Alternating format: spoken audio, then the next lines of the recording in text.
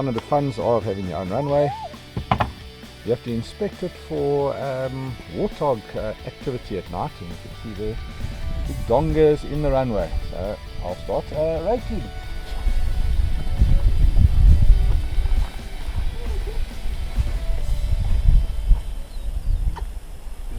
Yeah. Well, lucky enough, this only really happens beginning of winter, end of winter and into spring. What happens is the warthog, the pumbas, they go and dig for the roots. So they dig under the ground, pick up the roots. The nice thing about having a grass runway is it doesn't have so much sand, but the downside is you sort out the tops. What it does. Well, we're just about finished. You see there's quite a strong crosswind, so I don't know if I'm going to go flying this morning. And I'm going to try some cool gadgets that I bought to see if I can get my audio working in the cockpit and those type of things. Cheers! This is where the Explorer is kept. See those trees are already blowing. I think probably best idea not to fly today, but I'm sure we'll get some time tomorrow. There's my little bush baby, the bumblebee. Welcome back. It's been a bit windy today, so I'm not going to fly. So, as I said on earlier videos, I'm busy planning this trip around South Africa, so I'm just getting ready for that. So a few things I purchased. One of them is I need extra fuel. This is Desert Fox Extreme. So it's a 20 litre fuel bag. And what it does is once we're not carrying the fuel, it folds up quite nicely into a flat little bag like this.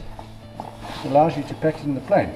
So one of the big problems we have here in South Africa is when we go and land, we may land on an off-field landing very close to a lodge.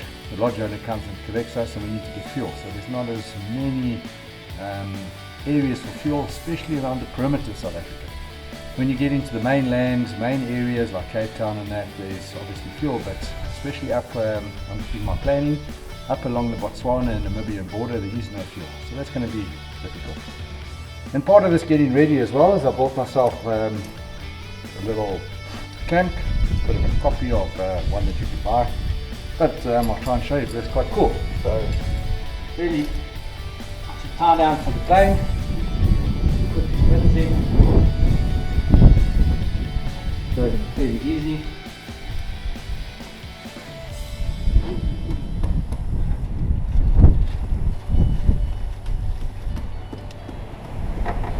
Right here. And yeah, there we go. Holds the plane and they come out quite easily. This ground is quite soft here, so it's not the best example. But yes, I think that will work quite well. Could have made them out of aluminium, but yeah, cannot weld aluminium, don't have the right gear. So I made them out of steel, drilled these holes in just to lighten it up. It'll probably work just to store the plane. And then a little bit of maintenance on the plane before we get ready. I've had a bit of issues with leaking on the tappet covers. We replaced all the rings with Richard and it didn't really work. And I had a look on the Rotex site and they seem to think that these tubes, which is the valve stem tubes, has a little O-ring at the bottom, and I think those O-rings have gone, so I bought new tubes. So they're ready to be installed, plus little O-rings. Obviously another little purchase, all from Comet, my favorite Rotex supplier in Germiston. I bought a new spare wheel tube, inner tube for the back tube, so just in case we have a flat somewhere, so it'll be a good idea to have a backup. The front two tyres, I put the faggats in and made them tubeless, so I think that should be work quite well for that. So yes, I think I need to get started and do a few changes. I've also upgraded the battery to a 23 amp hour battery, because I think with all this camera work and recording, charging batteries at the same time, especially like I said, when you land off field, no possibility of being able to charge. So I want to be able to be totally self-sufficient, being able to edit on the iPad, make movies and share my experience with you. enjoy. Okay, so part of getting ready for the trip, I also want to move some of the stuff around the plane. So we'll go inside. So if you have a look, the comms has been wired up to there, which when we start putting cameras at the back here and showing what's happening to the front, you'll see all the wires hanging down from the headset. So just to be exact, headset pops in there. These wires are really going to get in my way, so I'm looking at a better solution for that. The actual audio cable runs through around the back here. So what I'm looking at doing is actually installing them something like that. So I'll have a look and see which is the best way. That's pretty much out of the way of everybody. For the passenger, I'm looking at putting the 2 audio plugs in there. Let's take this out. So you can see also I have my iPad for backup situated over there. I've got 2 training 2 PowerPoints there. I just want to upgrade the other one to a 4.2 or 4.3 amp. I find that the iPad while flying, it tends to not keep its charge. And then I want to run an external charger, use the similar type of black box, and I want to try and put it, not sure exactly, probably on the side here or over here, so I can just charge the cameras from the back here, because these GoPros and the gimbal, they use a lot of power. And then lastly, I want to just connect a PowerPoint underneath here, that if we're out in the bushes and we do get a flat battery, I can use a jump cable just to jump start without having to take the cowling off. So that's what we're going to do today. So yeah, looking forward to it. Exciting.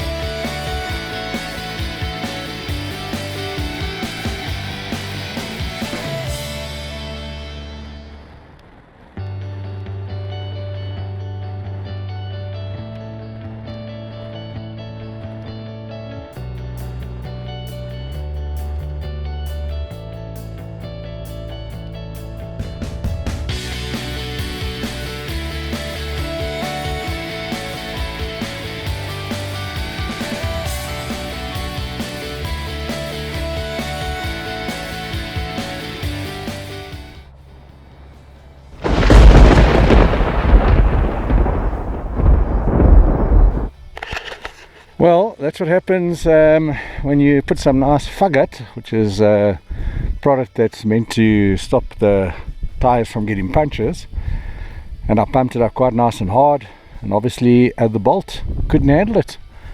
So on the second landing, actually quite good.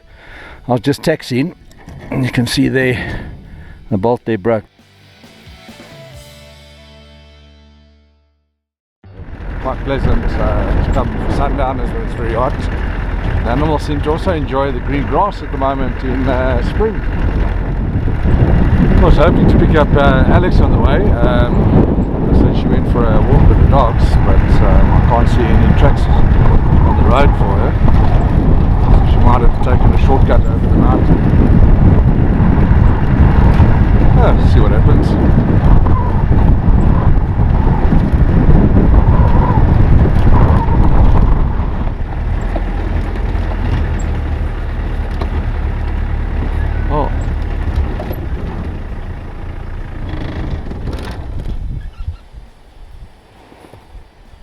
Oh, there we go.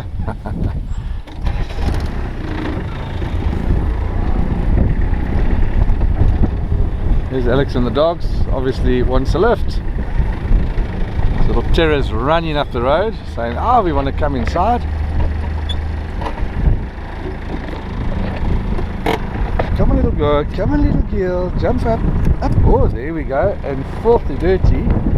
Come on, girl, up, up. There we go. Hey, what's happening? What's happening? Hey, buddy. Hey, buddy.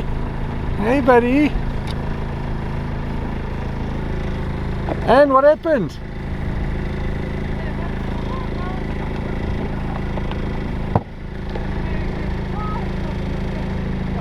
Catch a lift rather.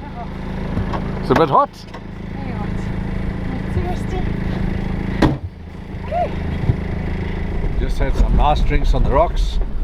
Following Alex home on the game viewer. 2 dogs are in the car. Yeah, another day in the life of a farmer come bush pilot. Speak to you guys soon.